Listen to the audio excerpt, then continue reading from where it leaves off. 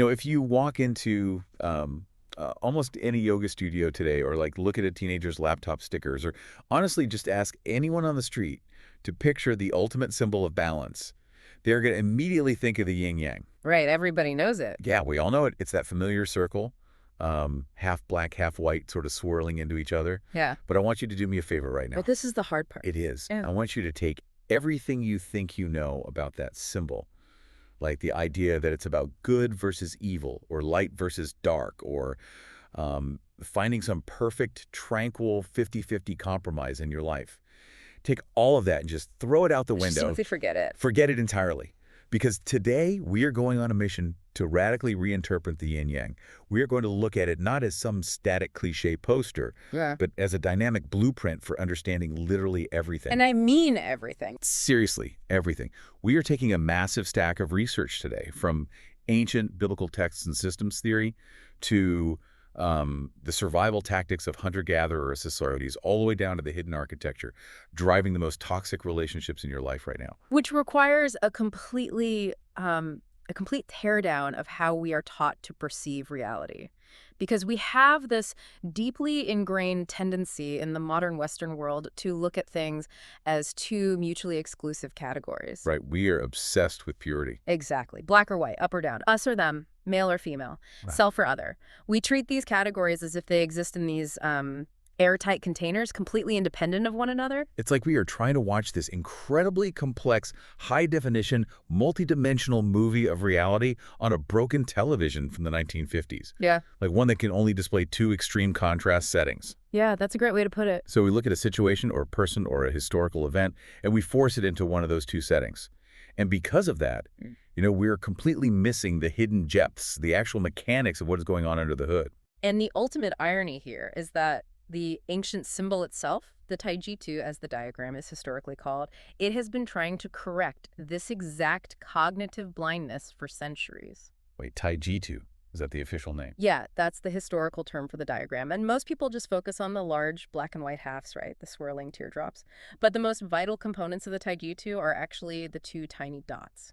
The white dot inside the black and the black dot inside the white. Precisely. They aren't just decorative flourishes to make the design look nice. They represent a foundational law of living systems called recursive isomorphism. Okay, let's unpack recursive isomorphism, because that immediately sounds like something that's going to be on a brutally hard advanced mathematics final. It does sound intimidating, I know. Yeah. Let's ground this. Yeah. How does a term like that translate to a couple of dots in a circle? Well, think of it as a structural grammar. So isomorphism just means having the same shape or structure. Okay, same shape. Got it.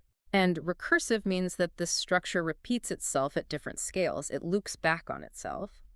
So what the dots are telling us is that every relational pole, whether it's light, masculinity, individuality, order, it carries within itself the absolute necessity of what appears to be its opposite. So it's not a fight. Exactly. A genuine polarity is not A versus B fighting it out for dominance. It is that A fundamentally contains a dependency upon B, and B contains a dependency upon A. Oh, I see. So the dot is the seed of the opposite existing right in the literal heart of the dominant side. Yes. You can't have the black teardrop without the white dot structurally holding it together from the inside.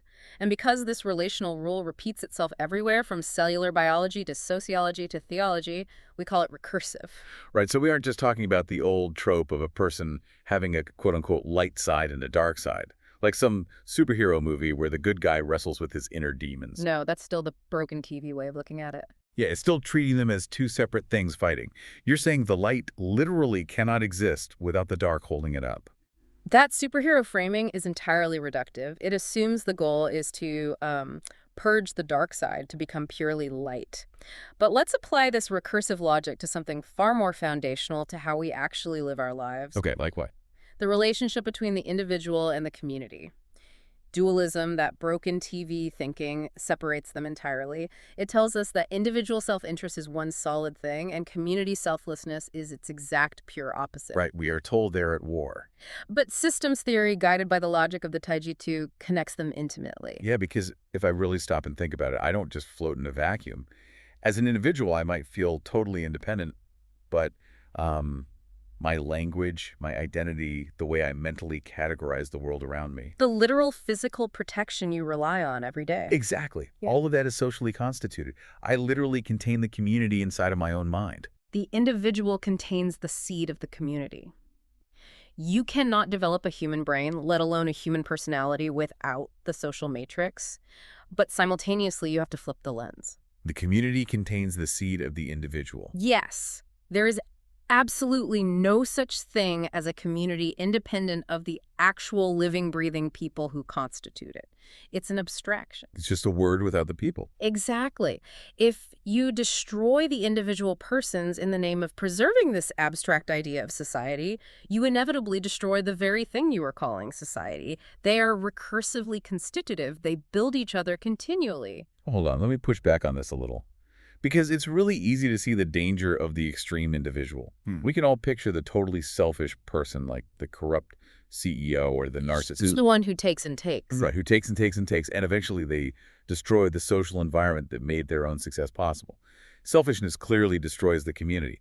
But aren't we taught from day one that extreme selflessness is the ultimate moral good? We are taught that, yes. Like, if I am the ultimate team player, giving every ounce of my energy, volunteering for every project, totally sacrificing myself for the community, how can that possibly be a bad thing? Isn't that the moral ideal? Well, this is exactly where our modern ethical frameworks completely fail us, because they are blind to systemic structures. Selfishness and pathological selflessness look like moral opposites on the surface. Right, one seems evil, the other seems saintly. But underneath, they are structurally isomorphic errors. They are the exact same mechanical mistake, just happening in opposite directions. Wait, what? The same mistake? Yes, both of them mistakenly assume that one pole can exist independently of the other. Wait. You're saying that total saintly self-sacrifice is structurally the exact same error as total narcissistic greed? Mechanically, yes. Think about the archetype of the martyr. If an individual decides to be completely selfless, working 7 days a week, giving every ounce of their energy, their time, their identity to their family or their company. And intentionally preserving nothing for themselves. Exactly. What inevitably happens? They burn out, they get sick, or they die. And when that giver is destroyed, what happens to the community? Community loses them. Oh, wow. The community has just lost a vital functioning asset. The community consumed the individual, and in doing so, it destroyed a part of its own life source. A community that survives by consuming its most self-giving members has become parasitic. It is literally eating its own foundation. That is a completely wild reframe. It changes everything about how we view morality, right? It really does. Think about your own life for a second. How often do you wear your burnout like a badge of honor? We brag about how little sleep we get, how many hours we put in at the office. How we give absolutely everything to our kids until we have nothing left in the tank. Right. We think that total endless sacrifice makes us a good person. But this systems theory approach says you're not just hurting yourself, you're actually violating the structural integrity of the group you're trying to help by letting them eat you alive. It is a profound systemic failure masquerading as a virtue. The energy flow becomes a one-way circuit. And when an electrical circuit only flows one way without a return path, what happens? The system shorts out. Exactly. Yeah. And this gives us an incredibly sharp new lens through which to view historical and philosophical exemplars. Take the figure of Jesus, for example. I was hoping we would get there because you kind of can't talk about the ultimate symbol of martyrdom and unilateral self-giving in Western culture without talking about Jesus. You really can't. And just to set the stage here for everyone listening, we're looking at this purely from a philosophical and systems perspective today. We are analyzing the narrative architecture of the ancient texts. We are not debating theology or religion. Right. And when we view that specific narrative architecture through the logic of the Taijitu, it completely shifts the meaning. How so? Well, in the texts, Jesus represents both the absolute magnificence of unilateral self-giving and simultaneously the profound systemic danger of it. Okay, break that down. He heals, he teaches, he serves, he gives absolutely everything to the other. He is the embodiment of the selfless pole. But what is the culmination of that one-directional flow? It is the literal destruction of the individual body on a cross. Yes.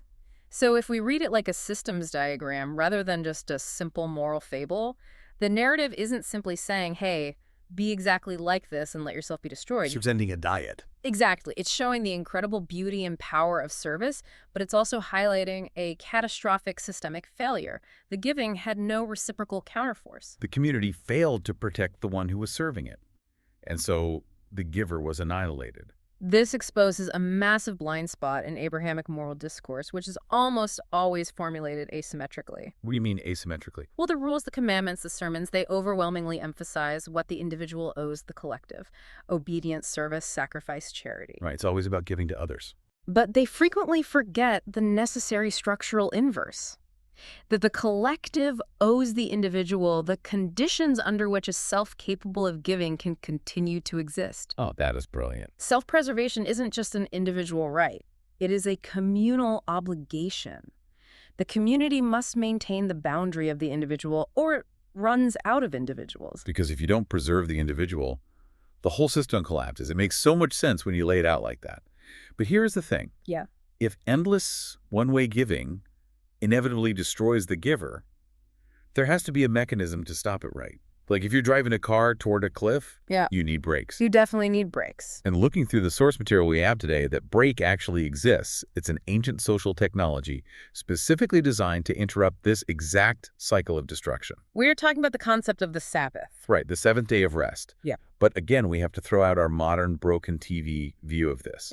Because when we hear Sabbath or day of rest today, we think of taking a nap on the couch. We think of it as a recovery day. Exactly. We rest on Sunday, specifically so we can recover our physical energy and go back to being a highly productive, stressed-out gear in the corporate machine on Monday morning. It's rest in the service of more work. And that is the modern instrumentalization of rest, which completely misses the ancient point. So what is the ancient point? The Hebrew root concept is shavat, which does not mean to relax. It fundamentally means cessation. It is a hard interruption. A cessation of what exactly? Of instrumentalization. For 6 days, the individual participates in the machinery of production, obligation, accumulation, and self-preservation. And to be clear, that orientation toward necessity is inescapable. Right, we are biological creatures. We have to eat, we have to build shelter, we have to survive. Exactly. But if every member of a community remains permanently locked inside that orientation, the collective logic of production consumes everything, the human being becomes nothing more than a tool. A tool for production. Yes. The Sabbath is a commanded cessation of that instrumentalization. I love the analogy the sources use here, looking at this through the lens of music. Think about a piece of sheet music. Oh, this is such a good analogy. You have the notes, which are the active sounds, and you have the rests, which are the silences. A rest in sheet music isn't there because the trumpet player's lungs are tired, and they need to physically catch their breath. Right. It's not a recovery period. No. The silence is actually a structural part of the composition itself. Without the rest, the notes just bleed together into one continuous, undifferentiated, deafening drone. The rest creates the boundary between the notes. And that boundary is what creates the rhythm. Without the silence, there is no music. The rest is the negative space that allows the positive space to have meaning. And the Sabbath functions precisely like that musical rest, but for human existence. Yeah. It is the punctuation mark in time. And what is truly radical about the biblical command, especially in its historical context, is its recursive application. How it applies to everyone, you mean? Yes. It doesn't just tell the wealthy property owner to stop working. The cessation forcefully extends to the children, the servants, the foreigners living in the land, and amazingly, even the draft animals. Let's focus on the servant or the slave for a second, because earlier we talked about self-interest and self-preservation. Yeah, if a slave is out in a field, being forced to work under the threat of physical violence, how can we possibly call their work self-centered or self-preserving? Because they aren't trying to get a promotion. Right, they're just trying not to be beaten. It is a critical distinction. It is not moral selfishness in the way we think of greed. It is about being totally trapped in the logic of absolute necessity. Okay, I see. Even under extreme coercion, the slave is caught in a continuous loop of preservation. Work to avoid punishment, work to earn meager rations, work simply to survive until tomorrow. Their entire existence is instrumentalized. Exactly. They're reduced to laboring bodies responding to external necessity. They are tools, and the Sabbath forcefully interrupts that loop. For one rhythmic interval. Yes. 1 day out of 7, the productive relationship is completely suspended by law. The master ceases to be a master. The slave is no longer merely productive capacity. The ox is not just an agricultural engine. It de-instrumentalizes reality. For one day, a person is just a person, not a worker. An animal is just an animal, not a tractor. It proves that the machinery of production is not the absolute ruler of reality. But what happens if you skip the rest? What happens if you just keep playing the notes without a break? There's this brilliant phrase from the research. It says, what does not rest becomes arrested. That is a vital systems principle. Anything that continues one mode of activity indefinitely without being interrupted by its complementary mode loses its freedom. It becomes rigid. Can we think about the psychological application of this? Oh, absolutely. If you continuously help someone, say an adult child or a struggling friend, constantly monitoring them, constantly fixing their problems, constantly advising them. The ultimate helicopter parent or savior friend. Right. And if you never take a rest from being their helper, what mechanically happens to that relationship? I become completely trapped in the identity of the helper. And they become completely trapped in the identity of the helpless. We both get arrested in those roles. Yes. I've literally arrested their personal development because they never get the space to exist outside of my constant intervention, and they never get to try and fail on their own. The system you designed to produce forward movement, you're helping, actually prevents movement. It paralyzes the system because it cannot stop producing. So the helper desperately needs a Sabbath from helping. And the person being helped desperately needs a Sabbath from being treated as a project. The rest restores agency to both parties. It proves that the activity does not possess you. You possess the capacity for the activity. Man, that's so powerful. But if the Sabbath, this concept of the musical rest, is the final movement that gives rhythm and structure to our existence, it makes you wonder about the notes themselves. Where the music actually comes from. Right. Where does the actual structure of our reality come from? In systems theory, that structural beginning isn't an old man with a beard in the sky manufacturing dirt and water. No, it's what the ancients called logos. To understand creation through this lens, we have to fundamentally redefine what we mean by the word God, right? We do. We have to strip away the Sunday school image of a celestial autocrat. You know, an invisible king sitting on a throne in the clouds, molding physical objects like clay. So what is the alternative? Instead, we need to understand God as logos. In ancient philosophy, logos is the personification of the ordering principle itself. It's the very mechanism by which relation and intelligibility become possible at all. Okay, we need to spend some time unpacking logos. Right. Because this is where the intersection of ancient theology and modern systems theory gets incredibly cool. The sources rely heavily on Gregory Bateson's concept of information. Bateson was brilliant. He was an anthropologist and cyberneticist, and he defined information simply as a difference that makes a difference. It sounds deceptively simple. It does, but it is foundational to understanding reality. Imagine an empty, infinite, perfectly white screen. Okay, I'm picturing it. Just blinding white. There is absolutely no information there. Nothing is happening. You could stare at it for eternity and learn nothing. But the moment you take a marker and draw a single black line down the middle, you create a boundary. You create a distinction. Suddenly, there's an inside and an outside, a left and a right. You have introduced difference, and from difference, you get information. Now, a relationship can exist between the two sides. So when we look at the Genesis creation narrative through Bateson's lens, it isn't a story about a cosmic craftsman physically building objects. No, it is overwhelmingly a story of differentiation. It is a story of drawing boundaries. Wait, so if we look at the actual text, let there be light. The text doesn't say God built a giant light bulb. It doesn't. It's about drawing a boundary between light and darkness.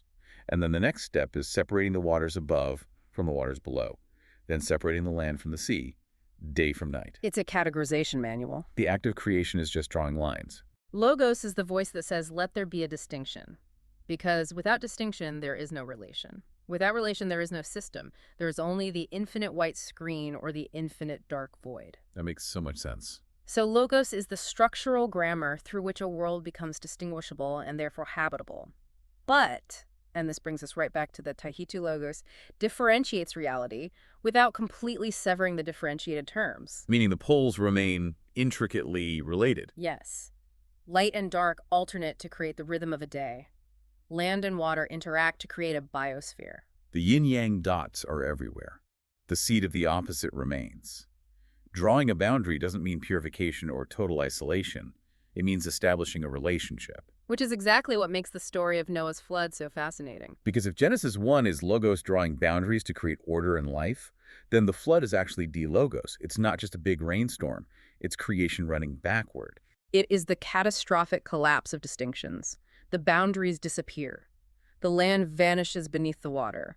The differentiated habitats of the animals are erased. Everything just turns to mush. The ordered, highly structured world returns to the primordial, undifferentiated, watery condition described in Genesis 1 verse 2 before the boundaries were drawn. It is a runaway feedback loop where the system is completely dissolving into pure noise. But even in the middle of this total apocalyptic de-differentiation, the tiny dots of the yin-yang are still there. Where do we see them? The arc. The arc is literally a tiny bounded seed of differentiated life. You have humans, animals, male, female, all the categories preserved right inside a wooden box floating in the middle of the chaos. Yes, the destructive watery pole contains the tiny protected seed of preservation. It is the ultimate expression of recursive isomorphism. And it culminates in one of the most structurally profound symbols in the entire mythic narrative, the rainbow. Let's talk about the physics of a rainbow for a second. It occurs when light encounters water. And remember, light was the very first differentiation of creation. Water was the medium of the flood's undifferentiation, the eraser of boundaries. And when they meet, the light doesn't obliterate the water, and the water doesn't drown the light. They interact. The water actually refracts the pure white light into a visible, distinct spectrum of colors. It is logos made visible in the sky. The very water that represented the terrifying collapse of the money into a single, deadly, undifferentiated mass becomes the exact medium through which light differentiates into multiplicity. Red remains, red-violet remains violet. They're distinct, they have boundaries, yet they participate in a coherent relational whole. The rainbow represents differentiated multiplicity held perfectly within unity. And crucially, it comes with a covenant, a promise not to destroy the world with a flood again. Which means that omnipotent action generates self-limitation. Power contains the seed of restraint. Yes, the opposite of divine power isn't weakness. The internal corrective to unlimited power is the voluntary limitation of that power for the sake of maintaining a relationship with the created order. Think about your own life for a second and how this applies to the way we run our organizations or even our households.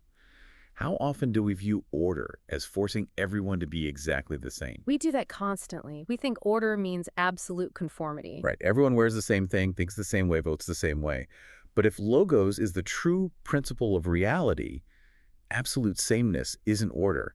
It's actually information poor. It's the blank white screen again. True unity, true resilience requires difference, not conformity. A biological system composed of entirely identical components cannot survive a novel pathogen. A society composed of identical minds cannot solve a novel problem. Resilience requires a relationship among differences.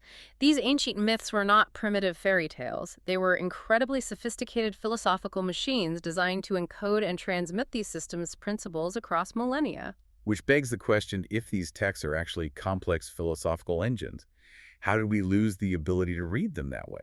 How did we get so stuck in this static black and white good guy versus bad guy reading that just leads to dogmatism? Because we constantly project our modern, rigid, dualistic binaries backward onto them, we take dynamic interacting relationships and freeze them into static moral categories. It's the broken TV again. It is. And nowhere in the Western canon is this epistemological blindness more evident than in how we interpret the diet of Judas and Christ. Oh man, when we read that story today, it's like looking at a static photograph. The photograph just says, Judas is pure evil, Jesus is pure good. But if we read it the way it was intended, it's more like looking at a working engine. An engine has moving parts that violently push against each other, and that friction is what creates power. So if we expand our source material to include the Gospel of Judas, which for context is a text that was lost for centuries and translates a highly heterodox, alternative early Christian perspective, we see a profound systemic critique of sacrificial religion. It directly challenges the assumption that more self-sacrifice automatically equals more holiness. In this narrative framework, Judas isn't just a cartoon villain of pure darkness. He possesses hidden knowledge. He is the one who performs the structural action absolutely necessary for Jesus' transition and the fulfillment of the narratives. Exactly. Hold on, I want to make sure I'm grasping this. Are you suggesting we look at them as a dyad? Like, what if Judas and Jesus aren't just two historical guys fighting, but they represent two halves of a developmental human system? Like they represent one human mind at different stages of maturity. Yeah, exactly. Let's explore that speculative avenue because it is incredibly rich. In developmental psychology, Judas represents the egoic stage. He represents the boundary self-preservation accumulation and identifying what I need to survive in a hostile world. Now, in many spiritual circles today, the ego is treated as pure evil. Now, kill the ego. But structurally, that stage is absolutely necessary. Without a strongly bounded ego, there is no self to eventually mature. You can't transcend a self you haven't built. That makes sense. But if the ego mistakes its necessary localized function for the whole of existence, self-preservation calcifies into paranoia, isolation, and greed, the person gets arrested in the egoic pole. They become Judas. And Christ, in this psychological model, represents the mature stage.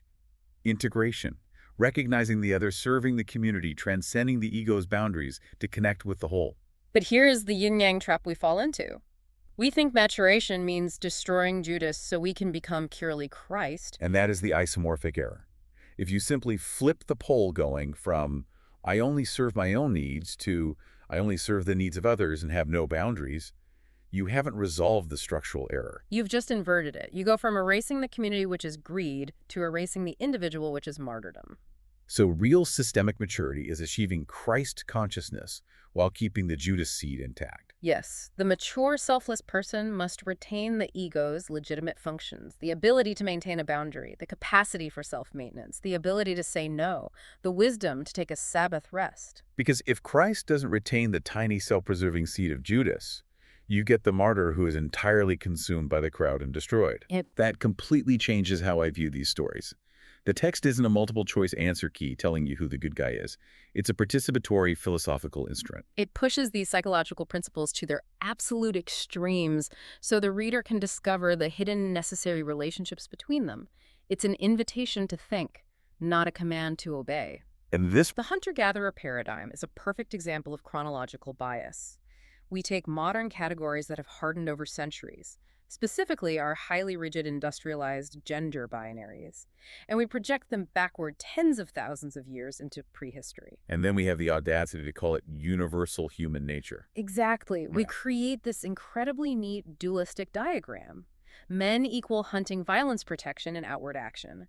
Women equal gathering nurturing emotional regulation and domestic space. But if we apply systems theory to this, that perfectly pure division completely shatters. Let's do a thought experiment. Okay. Even if a prehistoric society had a strict, rigid division of labor, the psychological traits of those people couldn't be strictly divided. Now think about a hunting party of men leaving the camp for a week to track a mammoth. They can't just leave all the feminine-coded traits like nurture communication and emotional regulation back at the camp. Exactly the opposite. If we look at the mechanics of survival, a resilient system requires functional redundancy. When the hunting party leaves, it temporarily becomes a miniature society of its own. If that isolated group is going to survive the wilderness, somebody in that group has to tend to the wounded. Somebody has to regulate internal conflict and maintain cooperation, or they will kill each other. Somebody has to prepare food and nurture the group's morale when they are cold and starving. Therefore, the hunting party, coded entirely as masculine, must structurally reproduce the feminine-coded functions within itself to survive. And back at the camp, you have the women and children forming their own miniature society. They can't just turn off all the masculine-coded traits and be purely receptive and nurturing. Right. If a predator attacks the camp, someone has to enforce the boundary. Someone has to make rapid, strategic life-or-death decisions. Someone has to commit violence to protect the young. The camp must reproduce the masculine-coded traits within its own boundary to survive. The whole reproduces itself inside the part. The complete human being comes first. The specialized differentiation comes afterward. So a man who specializes in hunting does not cease to contain the relational, emotional capacities necessary for nurture. A woman who specializes in caregiving does not cease to contain the assertive capacity for boundary enforcement. The seed of the opposite pole must remain active and accessible, or the human being becomes functionally brittle and dies. Okay, I get how this works in a thought experiment. Yeah. But I have a serious question about the scientific method here. Shoot. If science is supposed to be this purely objective, data-driven enterprise, how do these pure black and white biases survive in the academic literature? How do we keep getting peer-reviewed studies that claim to confirm these rigid, pure categories of human nature? Well, to understand that, we have to step back and look at how science actually operates as a social system within a broader culture. Psychology has increasingly had to confront this with what is known as the weird problem. Weird stands for Western-educated, industrialized, rich, and democratic societies, right? Yes. For decades, researchers conducted behavioral experiments almost exclusively on American university undergrads, and then wrote sweeping papers about the results as though they had discovered the universal, hardwired truth of human nature. They mistook a highly localized cultural pole for the entire human system. Exactly. And this ties directly into the replication crisis, right?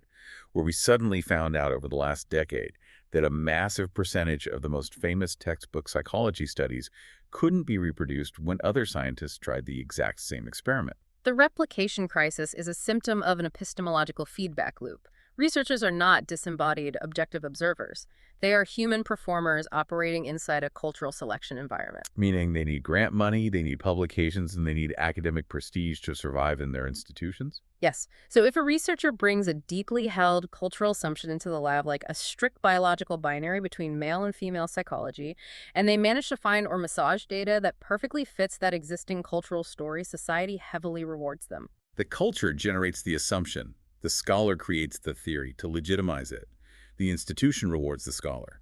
And the theory is then used by the culture to reinforce its original assumption. It's a closed loop. The broken TV is just broadcasting to itself. So if you're listening to this, you really have to start questioning the objective categories you use to define yourself, your partner, and your world. Are you mistaking a rigid, artificially rewarded cultural category for an inescapable law of nature? Because as the sources point out, trying to force ourselves into these pure categories doesn't just make for bad, unreproducible science. It makes for disastrous, highly fragile human relationships. Which leads us to the severe systemic consequences of attempting to embody a pure pole in your personal life.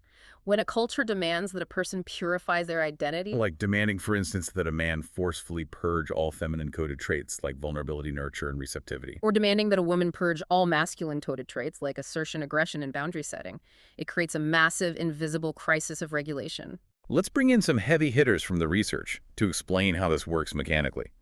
We have W. Ross Ashby's law of requisite variety and Murray Bowen's family systems concept of the differentiation of self. Ashby's law of requisite variety is a foundational concept in cybernetics. It states that for any system to be stable, its internal regulator must have at least as much variety in its possible responses as there is variety in the disturbances it encounters from the outside world. Think of it like a thermostat.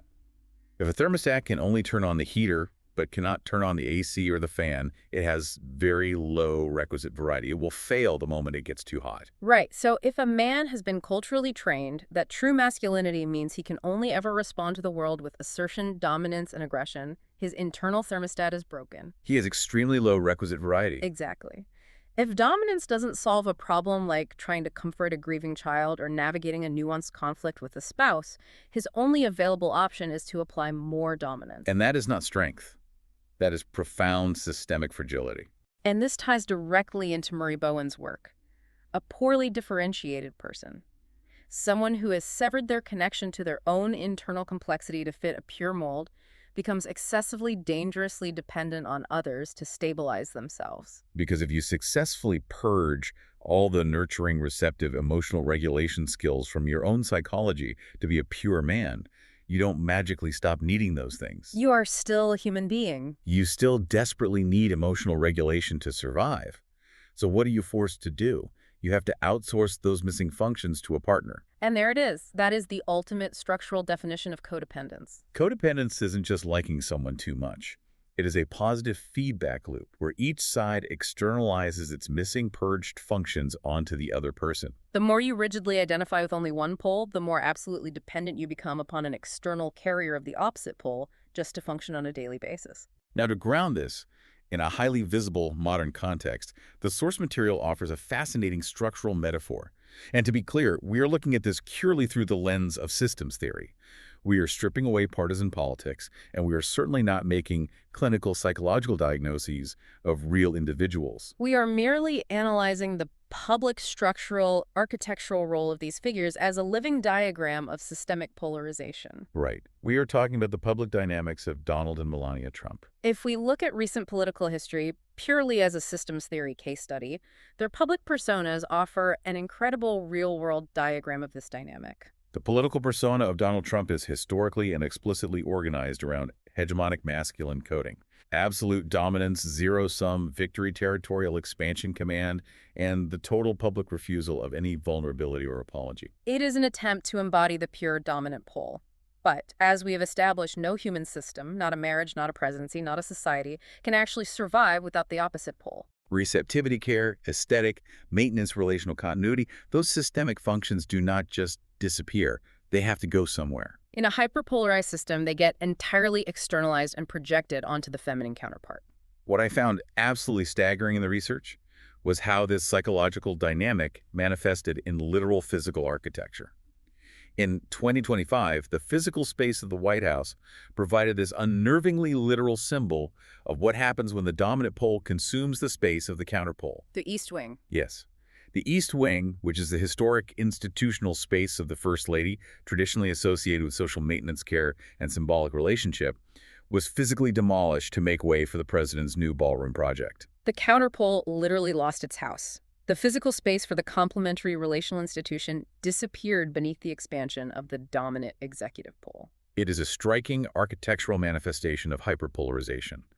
When you push a pole to its absolute extreme, it doesn't just sit peacefully next to its opposite, it attempts to consume it.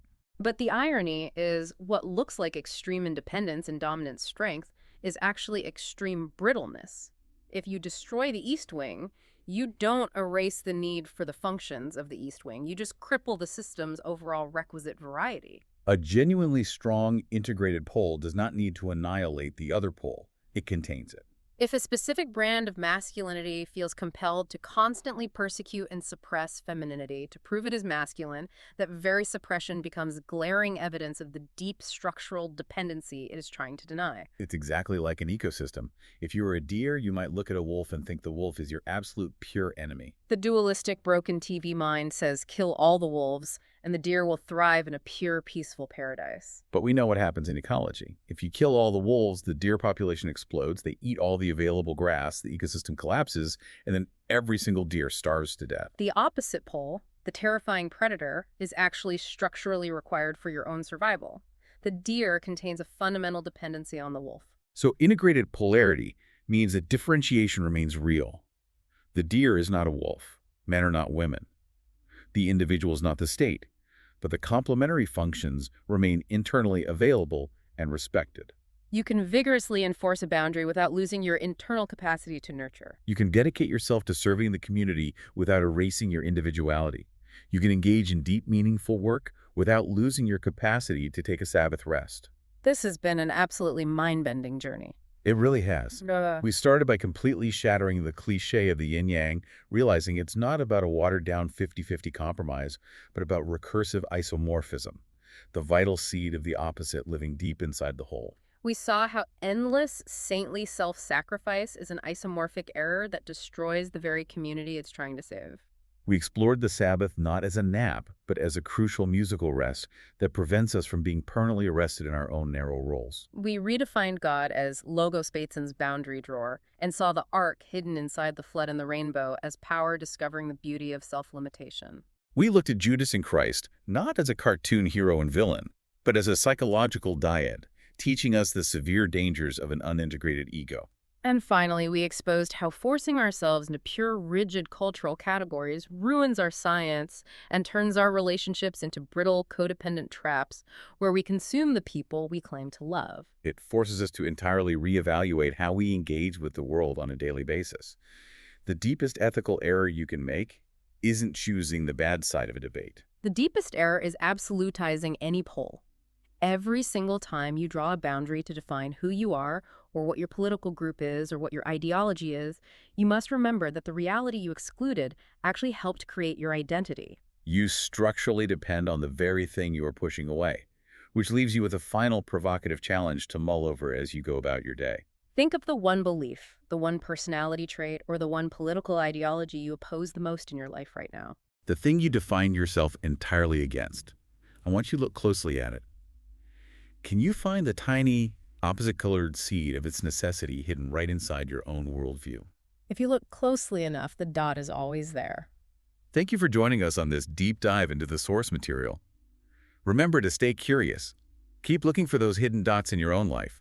And whatever you do, don't get stuck watching the world on a broken TV.